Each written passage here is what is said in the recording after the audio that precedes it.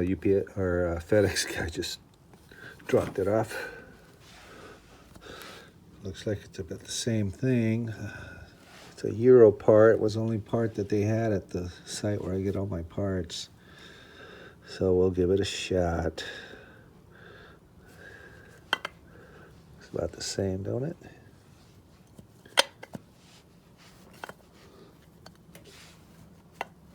Yeah, that's same height. Good, good, good. So you got this one, the old one. And then this one.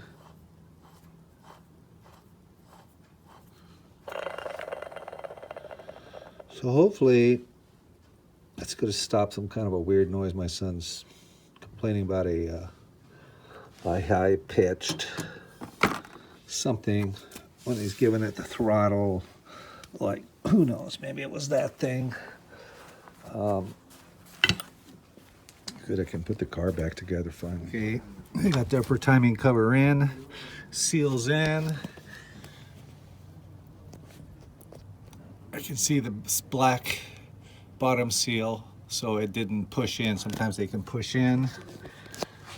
Got the crankshaft sealed in. I just lubed it up with some whatever grease I had. You can do it with oil, but I just used this high temperature grease for plumbing. Don't have to use that, but I wanted to go on smooth. And you just put it, you know, on the thing, and then I didn't have a socket big enough, so I pushed it in about halfway with my fingers, and then I just used a small punch and just lightly tapped it around until it's flush with this casing. Okay, that's done. Now I can put the other part in. Okay, this is the way the bracket goes right here. Down to the lower bolt, then the shock right here. I thought it went up here. I'm glad I take videos because I had to look at it. And then you've got your shock absorber on the inside right here with the two washers. There's one washer's a big hole that fits over the shock insert or something. Okay, and don't forget to tighten that bottom one. Cool. Hey. So here I am trying to get the tensioner in correctly. Yeah. So, impossible to get a picture of this. Good grief. Okay, so I got the tensioner in. I have this much room where it moves. I disconnected this shock absorber from up here because I think it's the reason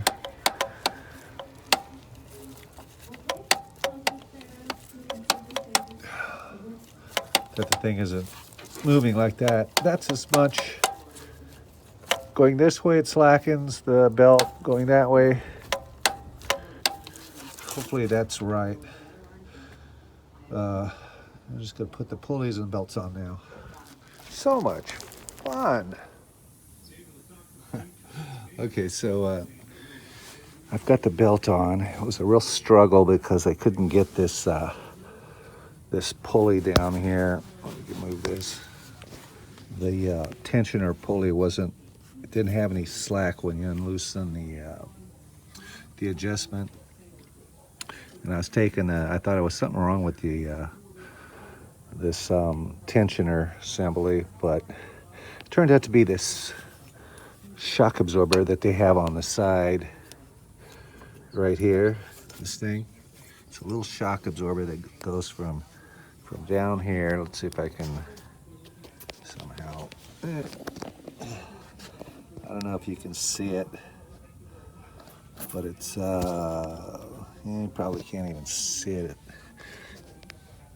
Anyways, so this thing was tight. There's a bolt here and there's a bolt down there, and I had it tight, and it can't be tight like that. It has to be able to have just a little bit of movement in it to allow for the for this pulley to get loose. I couldn't get the belt over the pulleys. The belt was like down to here like that, and I couldn't stretch it over or anything.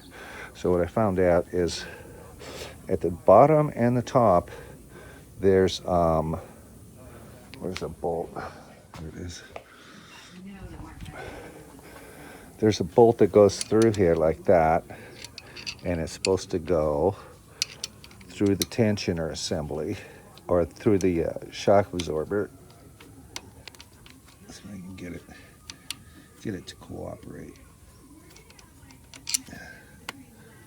Really a pain in the butt. Set me back big time.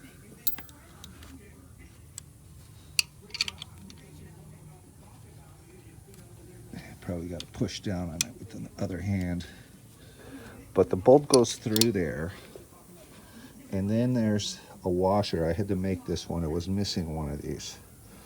And the washer goes right over this. Here's the top of the shock, and you can see the bushing sticks out a little bit. And the washer, like this, with the big hole, goes over that. It goes over it, and then there's another washer. All right, this one. So it goes like this. You got the bolt going through it, and then you have the nut, right? And what this allows is the shock absorber to have a little bit of play, okay? Because the shock absorber is attached to the tensioner down here, way down here. The shock absorber is attached to that, okay? So if that shock absorber is frozen solid, this thing will not move. It won't give you any slack on the pulley to be able to get the belt on correctly. So that was a big setback for me. I couldn't figure it out. I was going, is something wrong with this tensioner? It's not that old. I was taking it in and out, and you got to take all these 1, 2, 3 pulleys out to get the tensioner out. Huge pain in the butt. But anyways, okay, so now I can move forward. Okay, here's a tip. Don't tighten the fan belt. You can get it on there, but don't tighten it yet. Get your fan on there and tighten it, because you have to be able to spin that pulley that it's on. It's freewheeling pulley to get that hole for this thing to go in and lock that pulley so that you can tighten it with the Allen wrench. Big sucker too, 8mm. Now I was reading that that you have to change the bolt for the fan, the main big bolt for that Allen, to one of these. And that's bigger than a 50 T50 Torx. And I put the old bolt in there, and it's just fine. This was like $9. I'm going to return it, and I don't even have the one this big. I got a bunch of them, but I mean, this is bigger than a T50. I wouldn't even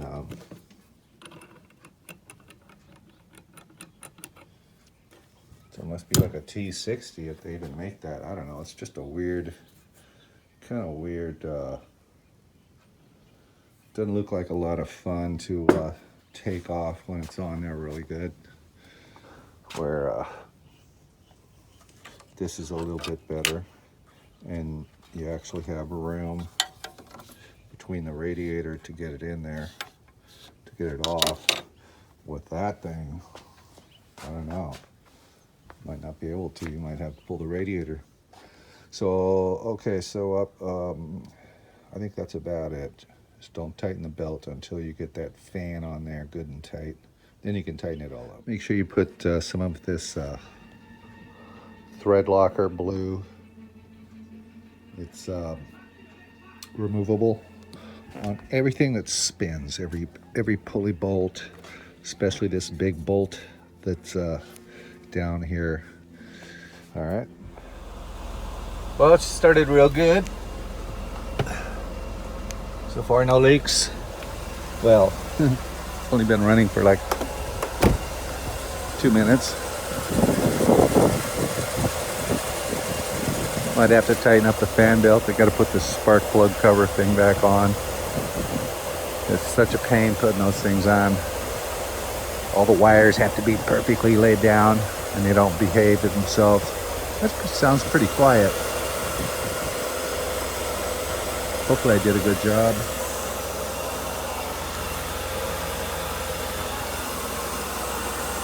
Let it warm up and probably could add more coolant to it. Wow, smooth.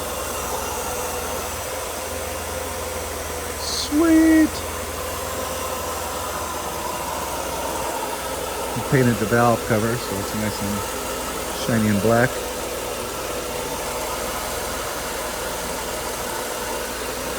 Be interesting to see how the head behaves after I torque it, see if it leaks.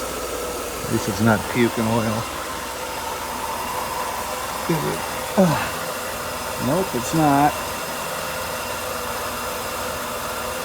Good boy, good boy. Good Mercedes. I mean, for a simple water pump thing, it just turned into this huge job because found all this other stuff that was going on with the car that needed to be addressed. So we'll see how his overheating problem is. It pretty much has a new cooling system. The only thing that hasn't been replaced are two relays back here. There's two coolant relays. One of them is high and low speed for the fans.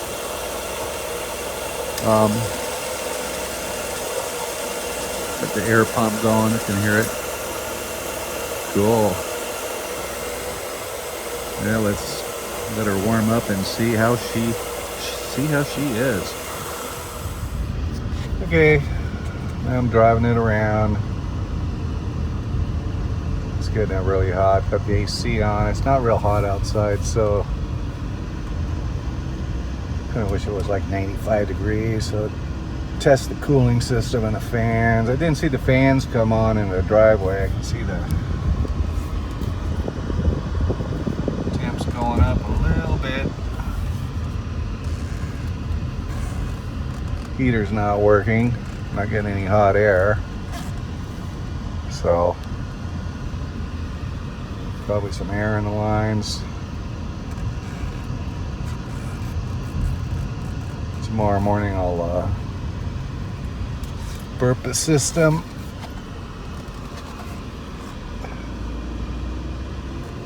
Yeah, I can see it going up a little bit.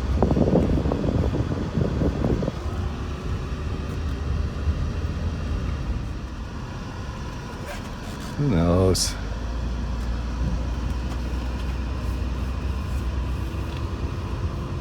These cars are really finicky. I'm sure they were fine when they're brand new, but boy, they get 29 years old and things go wrong with them. Things act funny. Just needs to go through a drive cycle and heat up, cool down, heat up, cool down. Okay, let's pull it up.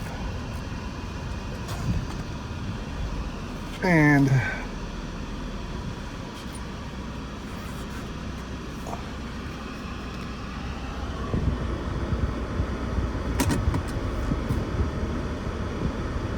well, it's holding pretty good. Yeah, it's still running hot. After everything I've done to it, the only thing it could be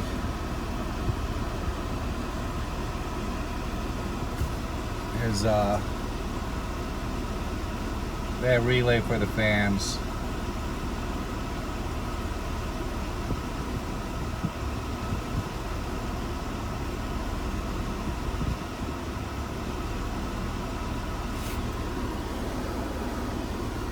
And that is running hot. Turn this thing off.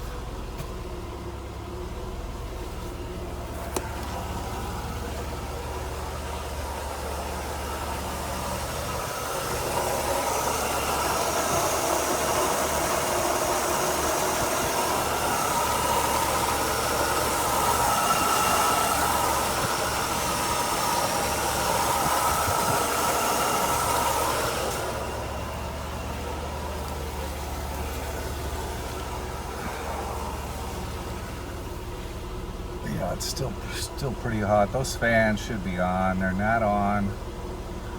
Either that new coolant sensor I put in there is junk.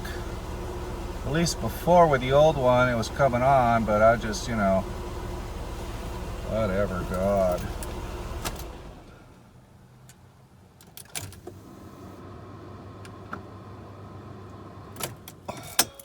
Frustrating as heck, huh? Yeah, so here's the sensor, $16.99.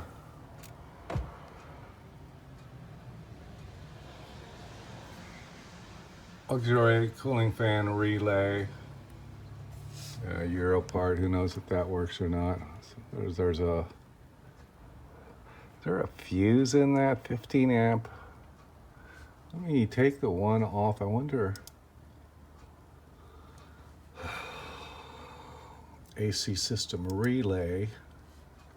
There's this one right here. $104. Oh boy. Some of these things you can reflow the solder. Take the lid off of it and reflow the solder.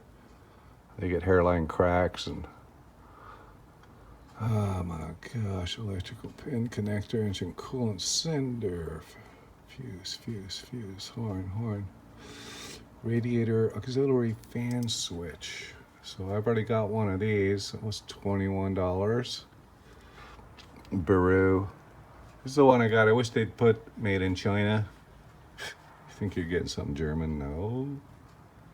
Nope, you're not.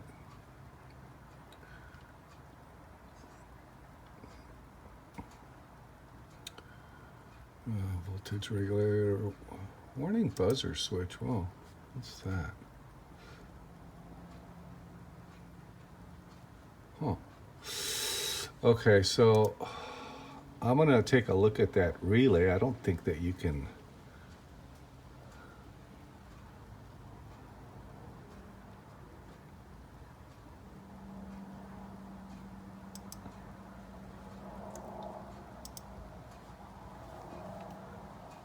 There is a fuse. Huh. I'm gonna check that thing out, see if it's blown. Might even have one of those. Okay, so I got everything working, hopefully. Cooling fans are coming on.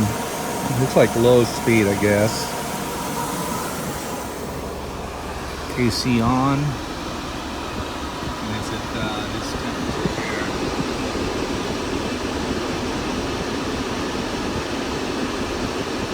So right about the 100 mark.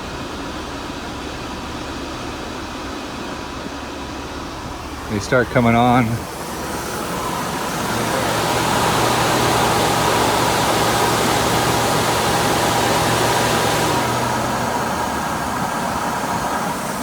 They're cycling on and off about every 20-30 seconds, bringing the temperature down, hopefully.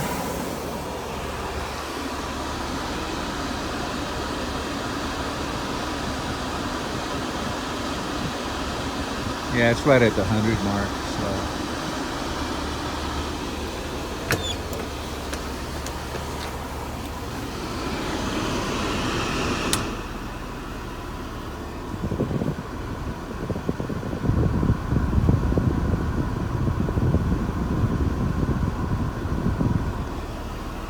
Hopefully I got it working right. The other day it was going above that mark, 100 mark, and the fans weren't coming on. So I cleaned all the contacts up on the 4-pin coolant sensor. I took the relays out. I think it's C and D relay. For the high speed, which is a 40 amp, and a low speed, which is a 30 amp.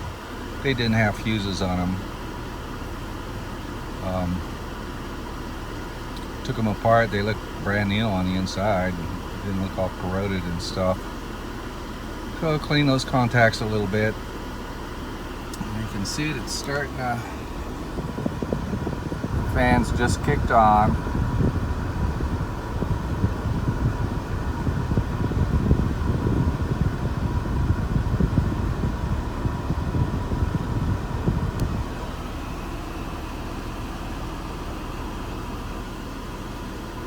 So it's just weird. I'm just used to this car always not going over that mark.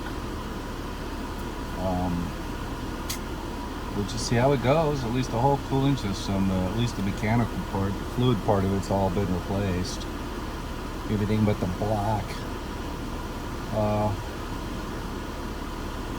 Yeah. Okay, so I'm just gonna give it a shot like that. See how it behaves.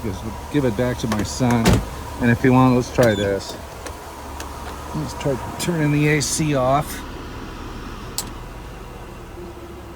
Okay, AC's off. And then try turning the heater on.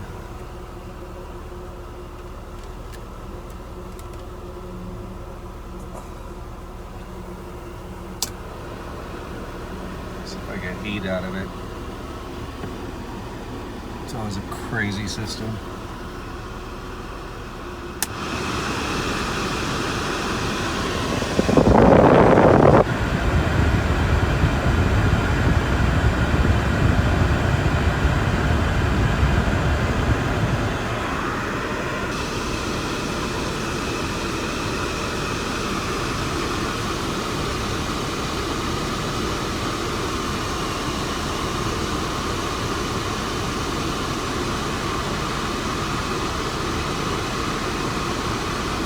Feel the heat just starting.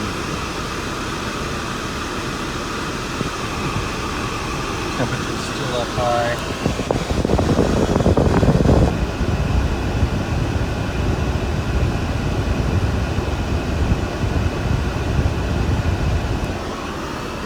Some people say that's abnormal.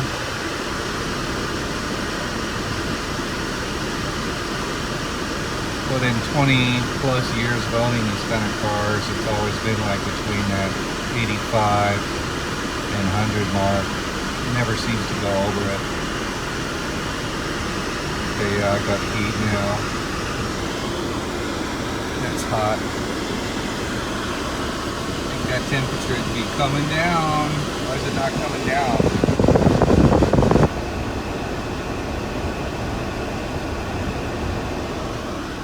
So weird.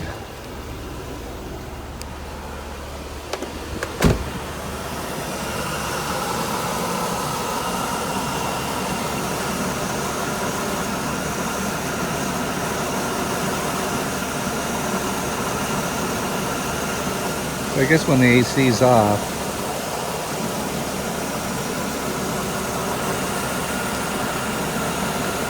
when the AC is off, and the temperature rises to a real maximum high, super hot, then it's the high-speed fans that come on. But with the low speed, it's when you turn the AC on, it's low speed. If it gets super duper hot, I forget the temperature it's supposed to reach before the high kicks in. It's all very confusing. So the heater's on. Temperature's coming down a little bit.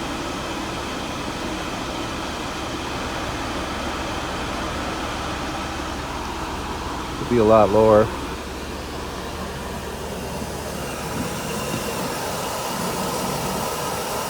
At least the engine came out pretty clean. Painted the valve cover.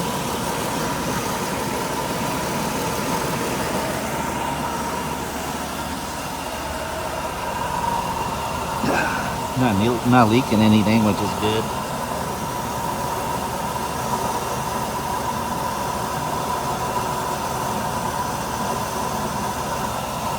That gasket's not leaking yet.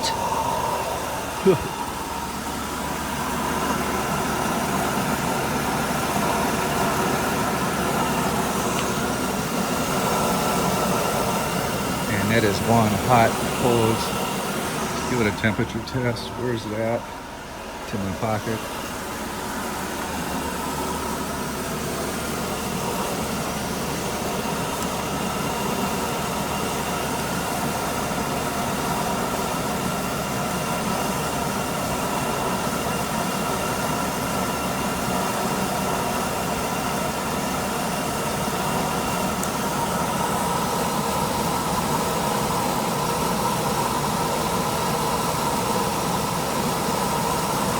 Yeah, both top and bottom hoses are the same pressure or temperature.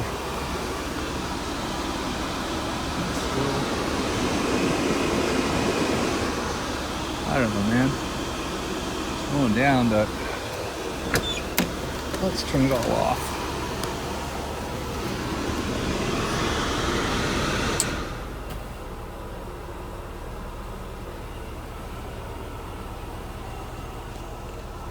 Run like that. I mean, it should be, it's only 73 degrees outside.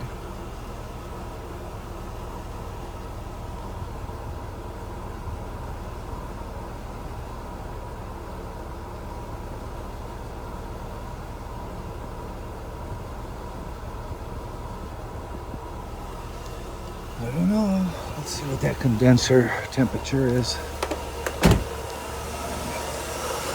Radiator first.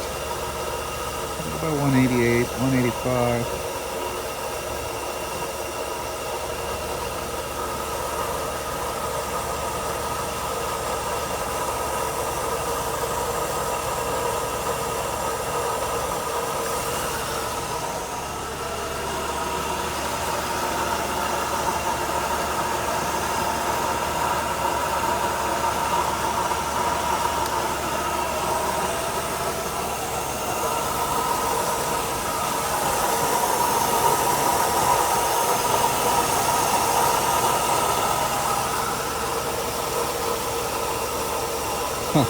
Alright, well, we'll try like that for a while and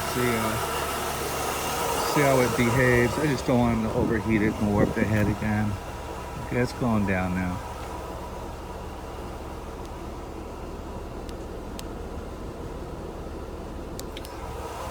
Yeah, I took it for a good spirited drive.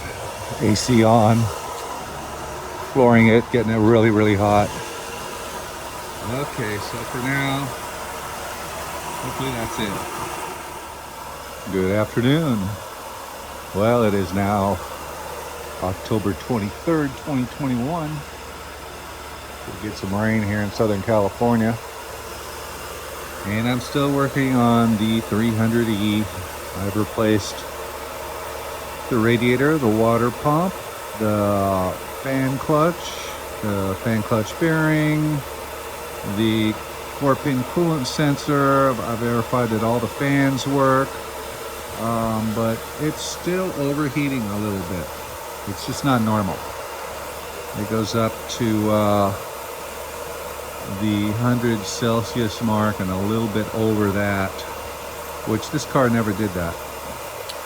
So before I go any further, I'm going to see if it has a bad head gasket. With this right here, it is a combustion leak detector, and you have this indicating fluid, which is blue, and it'll turn yellow if there detects any combustion gases in the coolant, which would indicate a head gasket problem. I was going to do a leak down test, you know, on each cylinder, where you pump them up with air and you watch it, see if your needle, you know, goes down, doesn't hold the air. But when I started thinking about it, you know, that could indicate anything. I mean, you could have a leaky valve that's not holding the pressure in the cylinder, you know, or you could have a crack in the head or in the block. But with this is solely for the coolant, and being that this is a cooling problem, being overheating, I figure this is probably the best thing to use, because there's, you know. Anyway, so I'm gonna, I got the car warming up. I've drained about that much fluid out of the expansion tank. And this is basically just gonna suck in fumes that the coolant is releasing. And in those fumes, if it detects combustion gases, it'll turn color. And hopefully it won't, because I changed the head gasket last summer in 2020. This is my son's car. Now, I don't know if he's overheated it to the brink of extinction, but we'll see.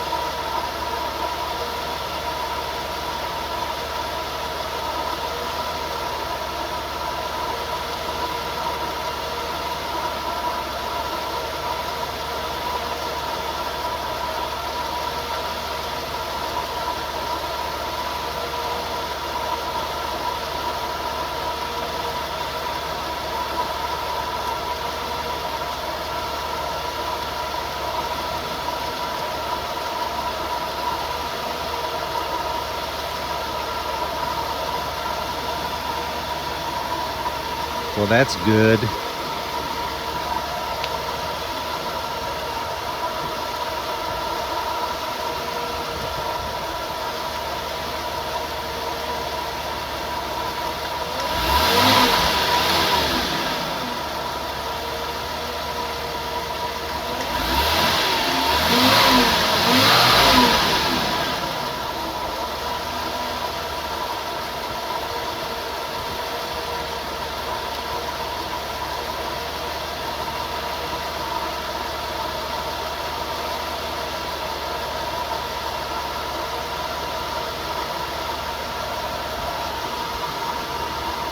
Look at that. It's blue. So I guess the head gasket's okay. Cool. Anyways, this is a good, easy test.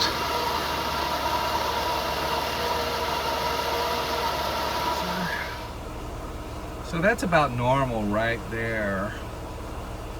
So I'm gonna kick on the AC. For some reason, it was going above the 100 mark. And my son did not like that. He says it's always at about right here. And same with some of my other cars. I mean, yeah, they get close to the 100, you know, you got the AC on, but when it goes over, it's kind of scary.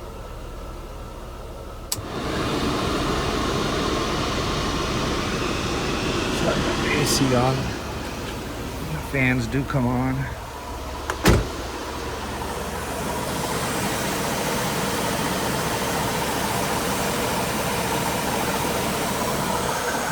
Better put that cap back on.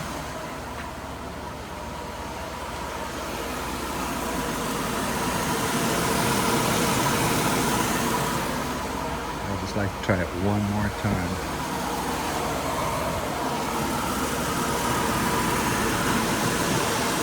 Oh shoot. The bulb fell off.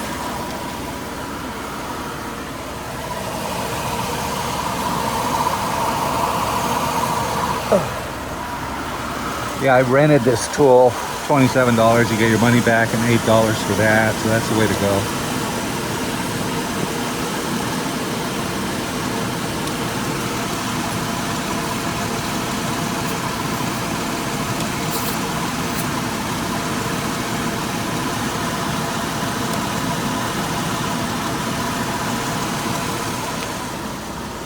Great.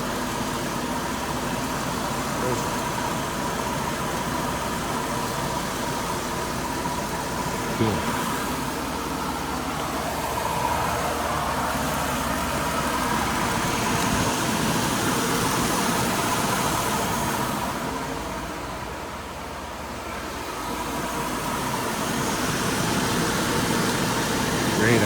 do a head gasket.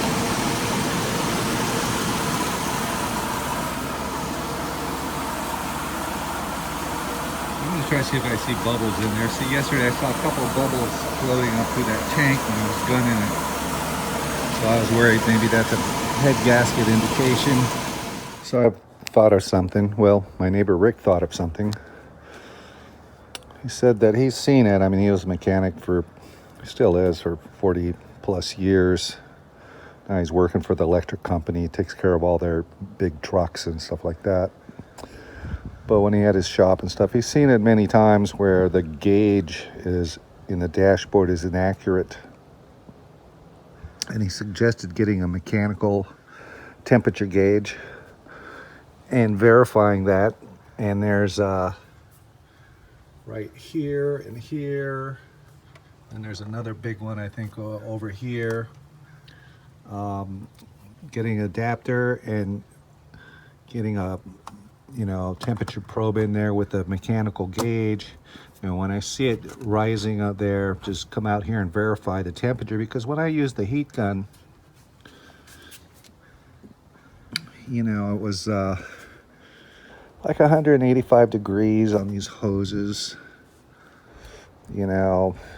Same with the coolant tank and the radiator when I was shooting at the radiator. But yet, the gauge, it was at that 100 Celsius, which is about 200 degrees Fahrenheit.